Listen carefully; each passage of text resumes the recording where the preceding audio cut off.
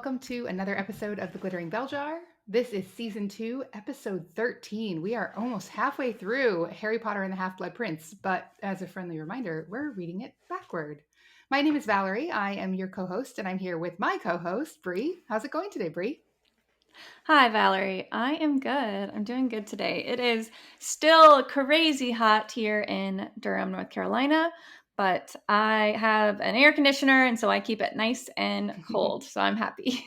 How are you? Yeah, I saw on the social media other people I know who are in like the southern eastern seaboard. I don't know if it's called the eastern seaboard when it's south of the Mason-Dixon, but it's been like crazy hot. Like people are grateful that it's down in the 70s at night. Like that's how 70 is like, oh, it's lovely and cool.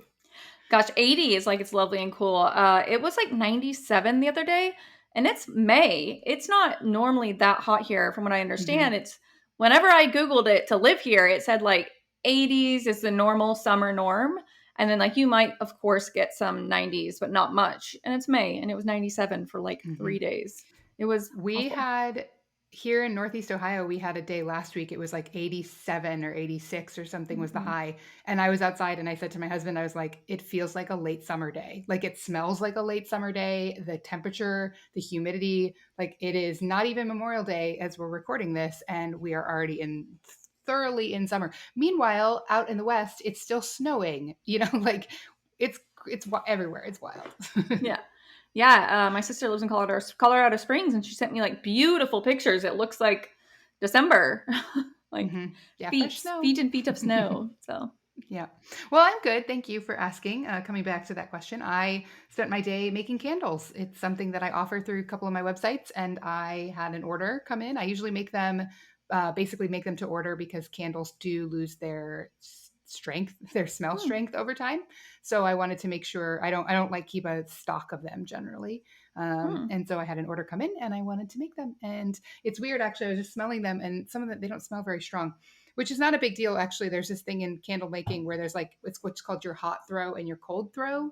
So your hot throw is how it smells when it's burning, and your cold throw is when it's cold. And Hmm. they smell totally different. So when you go to a candle store and you smell something, it's really not a valuable way to assess whether or not you're going to like the smell when it's hot, because it's going to be basically completely different. Okay, love that. There you go. Now you Do know. you have any Harry Potter candles? I do not. I have long wanted to make um oh my God, what is the name of the potion spell that we're going to talk about today that is in the cauldron cakes? That potion spell, the love potion. The Okay, I love can't remember the potion. name of it. Yep. Can't remember the name of it right this minute. I wanted to make candles that was like Harry, what Harry smells and what Hermione smells because they both describe it, and I have not yet figured out a good combination of scents for them. Come on, Hermione. I know. I know. I have all the pieces. It's really hard to find things. Like I think I got for Hermione, I got like I got one called Library, which I really like. So it's Hmm. like, of course, Hermione's going to have a library scent. And then I got one called Spearmint and Eucalyptus because I think it's in the movie that the descriptions happen, but she's like, it smells like toothpaste or something like that. I was like, Spearmint and Eucalyptus, like that's. And then for Harry, I got um, freshly mown grass, I believe, and mahogany teak Hmm. wood, which is meant to be like a broomstick candle. And then I got it's called hot buttered maple syrup, and it was my proxy for treacle tart. But that's assuming those things go together, and they don't necessarily go together in the scent when you mix them. So I haven't made any Harry Potter candles yet. But if you're listening and you're like, I'm willing to buy a bad smelling candle, or make me one, and I'll let you know if it smells bad or not. I will make some for you. Just let me know. Like reach out to us on social at BelljarPod, and I can make some candles and send them out to people. Yeah. How much are they? So I do, and you can't see it unless you're watching on YouTube. They're kind of little. Like people often are surprised at how small they are. It's like a maybe a 2.5 ounce tall candle, but it burns for 16 hours. It's actually surprising how long they Wow. go, and they are $7.99. Oh, that's cheap. Okay, Yeah, cool. yeah, they're little, but they're little prices. That's how I like to think of it. Yeah, maybe I'm gonna order some. Maybe I just want to see if you can do it. I'm gonna help you Yeah. continue Maybe I this should do business. like I might be able to do Neville. Neville might be a little easier or Luna. Like I feel like I should look at the other characters. We could brainstorm some on social media with Yeah. people and see Or like like what the sense do you Weasley imagine? twins. I feel like I would have the hots for the Weasley twins. So if you can, we can figure that out maybe. The Weasley twin scented candle. Yeah. Or Bill. Bill's kind of Yeah. hot to me too, you know? Actually, what's funny you say this because over on my Harry Potter blog, Follow the Butterflies, I have candle posts. Like I have Weasley Hmm. Twins candles, I have Hermione candles. People make them. So you don't have to wait for me. If you really want one that hopefully smells good. Though I will admit, in researching those stories, most of the times the things that people make the candles smell like aren't what I would want them to smell like. Like they're not what I imagine that the character's scent profile would be. Right. And I want your idea because I feel like, Okay. obviously I respect your Harry Potter opinion. It is deeply embedded in my encyclopedic knowledge of these books. So it is trying to stay true to canon, at least. Yes, please. All right. Yeah. Well, amazing. I Okay. love Well, that. are you Yes, please ready? let us know if you want a candle. But are Yep. you excited for today's episode? I am. I am. So I think I mentioned it at the beginning. Maybe I didn't. We're covering chapter 18. It's called Birthday Surprises. And as a reminder, if this is your first episode, we are reading the book backward. I definitely said that at the beginning. So what you need to do is you need to go back and start at episode 1 of season 2. If you want this to make sense, because we do reference previous episodes because we're moving backward, you're going to have to go start at the beginning of the end and the end of the beginning. That's just how it goes. So with that, we're starting chapter 18, Birthday Surprises. Bree, take it away. All right. The chapter begins in potions class with Professor Slughorn teaching Gulpolot's third law, which explains how to make an antidote for poison. An extremely complicated potion. No one, including Hermione, is able to complete it in time. Lucky for Harry, the Half-Blood Prince once again has saved the day, and inside the potions book is the answer. Well, a half answer, kind of a cheat of an answer, but an answer nonetheless. Shove a bezoar down their throat. Next, they have apparitions class, where Harry overhears Malfoy talking to Crabbe and Goyle, insisting they be on his lookout and not to worry about the details. He decides then to use the Marauders map to keep an eye on him. On the day of Ron's birthday, he wakes up to loads of gifts and immediately begins opening them. In the pile was a box of chocolate cauldrons that he ate, which proved to be poison with love potion from Romilda Vane, actually meant for Harry. They rushed off to Slughorn's office, where he created an antidote for the potion. To give Ron some pep after the event, Slughorn opened up a bottle of oak-matured mead meant for Dumbledore. Poor Ron takes the first drink and begins foaming at the mouth and turning blue. Slughorn, frozen on the spot, proves useless as he is in shock. Harry leaps into action and finds the bezoar that he used in class and shoves it into Ron's mouth. And the final sentence of this chapter is Harry hurtled back to Ron's side, wrenched open his jaw, and thrust the bazaar into his mouth. Ron gave a great shudder, a rattling gasp, and his body became limp and still. Mm. Which we thankfully know is not Ron dying. Right. Yeah. Now that we are reading it backwards, it's like, oh my God, did Ron just die? Now that I just read it Yeah. and it's on its own. No, don't worry. As you know from last episode, Ron's okay. From Yeah. all the episodes that we've already done. Well, and it's like a stone. I'd be scared to choke my friend, but I guess at that point he's dying. You gotta risk it, but Yeah. Yeah. I don't know how it works. I don't want to know how it works. I mean, it's probably not a very big stone. It's probably like a pebble, mm, um like agricultural animals. I don't know, herd animals. They eat stones to help them digest. It's probably like a size of a lima bean or something. There's one out of left field for you. Of all the choices, I went with lima bean. right, instead of like a pebble, which is also Yeah. another way Yeah. to describe Well, pebbles can be varied in size, but a lima bean is consistent, okay? it. Fair. Okay. Those are Fair like, enough. I don't know what happened. What happened to the lima bean? Like that was like in trend for a while. Remember? Did you have to eat lima beans as a kid? Yeah, I refused though. I was a brat. Yeah, they're like awful, and yet our They're mothers so gross. made us eat them. Our families Yeah. made us eat them, and they're mushy. Yeah, we had like lima bean soup. Oh, I like lima bean soup. I think that'd be But, okay. I like eating a cooked lima bean. It's like mushy and big. okay. Anyway, we just dated ourselves in a very obscure way. Only a certain generation of children know what lima beans are and how disgusting they are. Yeah. Lucky them. All right. So, what did you find in this chapter? Sure. So, the first thing I noticed was Hermione's, I guess, attitude. And I think I knew this, but just reading the chapter reminded me, just for one, how in competition Harry and Hermione were, that we often don't talk about because they both are very smart. And second, of how insanely jealous she was of Harry because of the book, because she did feel like he was cheating. And I think the only reason she cared is because he was besting her. If she had been number Mm-hmm. one and he had been number two, I don't think she would have cared as much about him using the Mm-hmm. book. Yeah, she just didn't think he came by it honestly, too. Like, if Harry Mm-hmm. were just naturally good at potions like he is at Defense Against the Dark Arts, she doesn't disrespect him or like compete with him. She's just like, yeah, you're clearly the best. But she's like, you're not the best. You have a cheat code and you're using it and you're getting away with it. And I don't like that. Like, I'm a Gryffindor. I'm like honest and brave and true. You know, I need things to be in line with that, and they're not. I mean, I get it. I'm a bit of a rule follower too, like in Hmm. certain ways, not necessarily in society. I mean, I lived in a camper van, right? And like abandoned everything. But like I don't like when people cut in line. I don't like people are rude to each other. There's certain societal rules that I think keep the world peaceful and happy. And yeah, it would probably annoy me too, unfortunately. I want to be like, yeah, go Harry, but probably in real life I would be on Hermione's side. Yeah, I'm 100% on Hermione's side. I would be very annoyed. And I think it's actually a testament to Hermione, her loyalty to Harry, that she doesn't report him. It's like, it's not like he bought it specifically because it had all this extra information that makes him better. It's like it came to him by chance. And that's different to me. I don't know. It would still annoy me tremendously. Yeah. Yeah. Yeah, that's fair. Yeah. Yeah, it is complicated though, right? Because Harry just keeps not having the chance to tell Slughorn. Because there's a couple times where he's about to tell him, like, because he asks him if you just got it from your wit. You just thought of it yourself. And before Harry can even answer, he's like, of Oh, you're course you did. You're just just like like your your mom. mother. Yeah. Yeah. Yeah. Yeah. Yeah, exactly. Exactly. Although I will say, speaking of Hermione, I do love her. I think it's funny when she's constantly making fun of Ron. Keeps saying Juan. Like she just keeps using it very viciously. So Yeah, I will admit I had to rack my memory because we're reading backward of what I knew it had to do with Lavender, of course, of what she's so mad about. And like, because we're stepping backward, like she's getting madder and madder. So like last episode she was at the hospital wing and she was like less mad, and then they kind of reconciled in the episode before that. But she's like getting more and more mad about it. And I'm like, I mean, now that I remember why she's mad, I'm mad for her too. Like, I'm definitely all about Hermione's like code of conduct this time.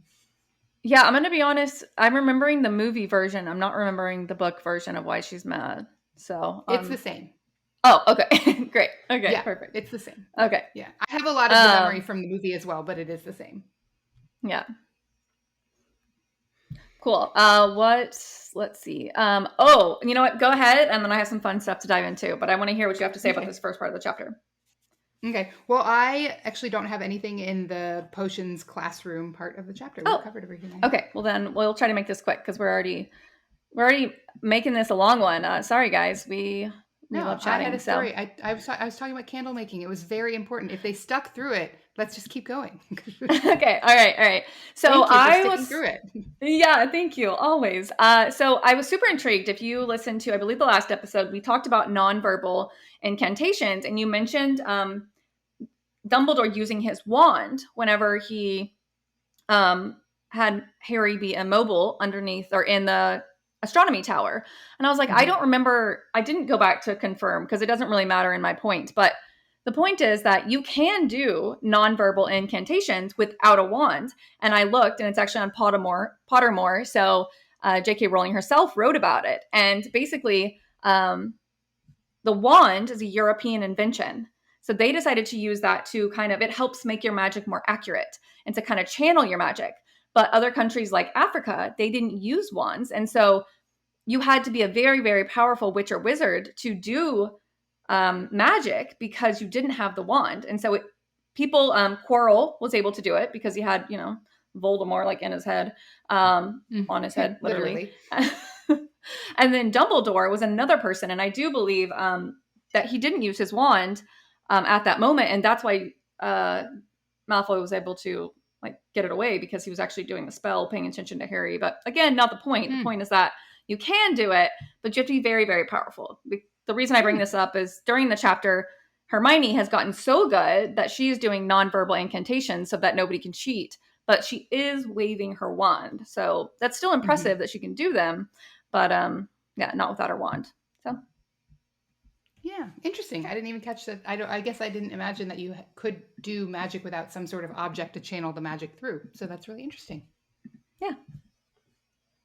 All right. What do you The got? one that I So what I have is from the apparitions class, and Okay. I was really pleasantly surprised that Susan Bones is the very first Hogwarts student of their year to apparate. I mean, she splinches herself, but she apparates. And Yeah. she's a Hufflepuff. And I was like, I appreciate that Oh. this is a name that dates back to the very beginning of the series. She is in the year with them. She is sorted at the same time they're all sorted, and she is a Hufflepuff. So she's not like, I mean, you would imagine it would be a Ravenclaw. Like who of anybody in this class is going to be the first person to apparate? It's either going to be Hermione or a Ravenclaw, and it's neither. It's a Hufflepuff. And I just wanted to give a little shout out to my Hufflepuffs out there because, yeah, Susan Bones well representing. Yeah, that's very cool. I didn't even, I mean, I saw that, of course, that she splinched herself, which was pretty horrific. I mean, she literally, her legs like out outside of the hoop. If you didn't read the chapter, basically they have everyone in a room and you have a hoop in front of you, and your job is to get inside the hoop. And well, she got inside the hoop, but her leg did not.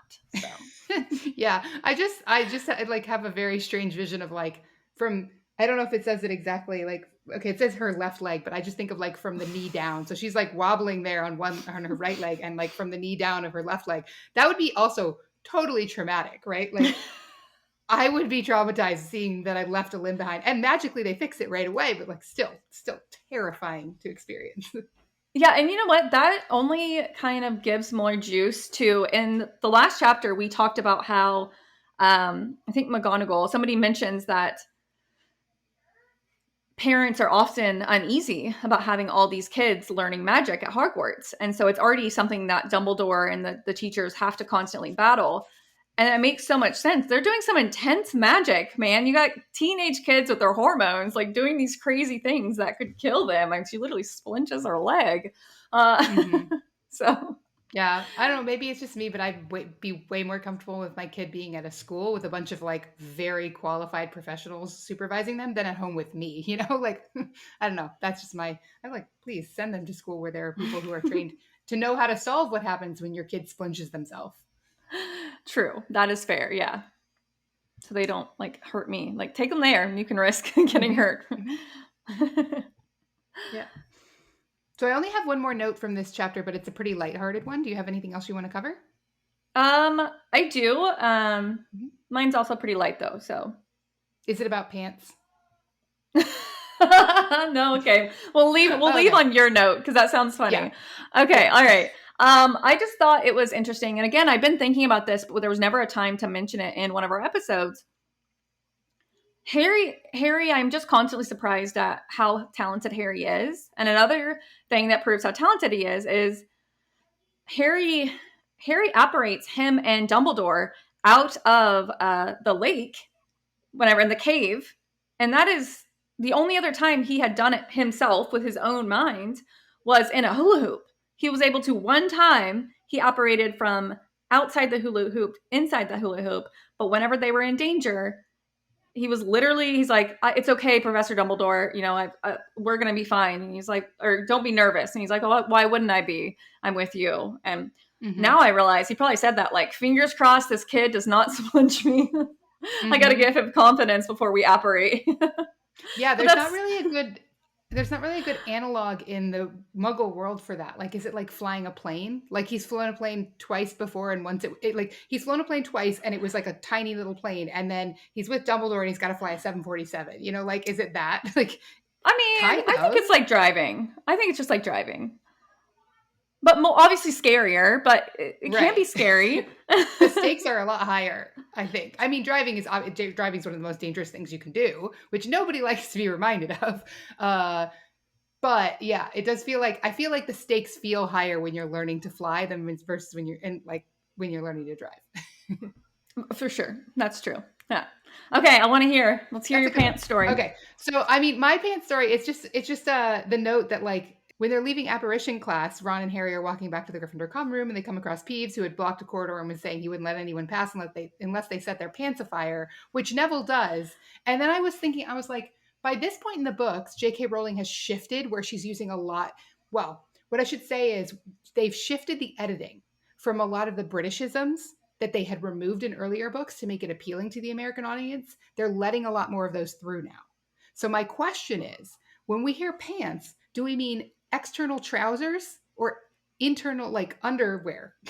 Because in Oh. Britain, it's underwear. Pants is underwear, and we're in that stage of the series where it should mean underwear. So Neville comes in and he's lit his underwear on fire Oh my through gosh. his robes, I guess. Like I was just sitting there and I was like, I really don't want to be thinking about this in too great of detail, and it's really a silly thing to wonder. But hey, isn't that what we're coming here? I mean, yeah. Let's see. I kind of want to read because he goes back into the room, up to Mm-hmm. their dorm room, and I want to read the It just exact says text. Neville entered the dormitory bringing with him a strong smell of singed material and began rummaging in his trunk for a fresh pair of pants. Oh, oh my It's gosh. not clear which pants it is. So, dear audience, if you have an idea, if you would like to take a stand on the pants versus pants debate, the great pants versus pants debate of the glittering bell jar, please find us on You social know, media. it kind of gives a new perspective for the fact that the character, or the actual actor who played Neville, whenever he did the Calvin Klein ad, it's like he's getting his revenge on pants or Yeah, underpants. there. To set these on fire. He kind of did, though. Let's be honest. He did. As I said it, I started laughing. That was probably one of the best laughs I've had. I'm a little uncomfortable. I think we got to wrap it up here. What? I was just gonna say, someone just asked if this was kid friendly, and I told them, like, for the most part, and we make jokes and let you know whenever it's not kid friendly. But of course, this episode, ah, Honestly, if you're a human adult and you have a little kid, there's nothing inappropriate about that photo shoot. I mean, he's not wearing very much clothing, but I've seen less on the red carpet. So, you know, it's kid appropriate. You just it's be true. like you'd be like, why are those girls giggling so much? Well, those ladies are grown up and they get silly sometimes, and that's just what adults do when they have too many hot. I'm sitting in a hot room. I can't say I'm having wine because I'm not. I don't know. I Okay, know we'll this cut is this part out. coffee. Yeah, I have LaCroix. The adult beverage, not sponsored. Okay, everyone, with that, all the silliness and the kid friendliness of that ending segment, we will wrap it up here. Thank you so much for joining us. It was a wonderful 20 ish minutes that you spent with us. As a reminder, we are doing one chapter per episode. So, not like last season. You can just tune in, you can go back, you can go forward listening to other episodes. You should now grab your phone because we're reaching the end, and you should head on over to Apple Podcasts or Spotify Podcasts or whatever you're listening on and leave us a 5-star rating and review. That word of mouth is super, super important. I know you don't think of it as word of mouth because you're not telling someone, but what you're telling is an algorithm, and algorithms tell other people. So it is word of mouth for us. It helps us grow. We really appreciate it. You can also, as I mentioned, find us on social media. Bree, want to remind everyone where they can get us? Of course, yeah. Bell Jar Pod on Instagram, TikTok, Twitter. Head over, give us a follow, send us a message, send me a message. I will message you back. Add a comment, share it with a friend. Yeah, you should share it with a friend. How about you share it with a friend who you know their favorite book is Half Blood Prince? Like it is our favorite book. Hmm, It yeah. just seems like the perfect time to do that. If they like this book, that's what we're doing. That's what we're in the middle of. So we hope that they will enjoy it. Thanks for sharing with your friends and family. And with that, we will see you next time. Thanks for joining.